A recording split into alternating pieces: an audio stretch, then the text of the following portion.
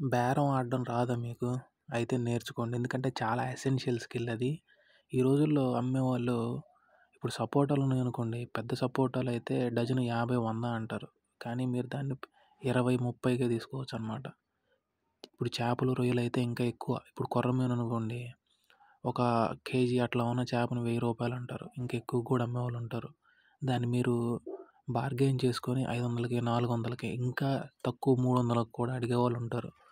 మీరు అడిగితేనే వాళ్ళు తగ్గిస్తారు, లేకపోతే తగ్గియరు. సో బార్గెనింగ్ అనేది నేర్చుకోండి.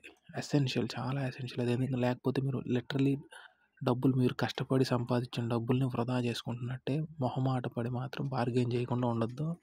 బార్గెయిన్ చేయండి, ఏముంది, ఒకరు కాకపోతే ఇంకో చోట అనమాట. సో బార్గెనింగ్ అనేది డెఫినెట్గా నేర్చుకోండి.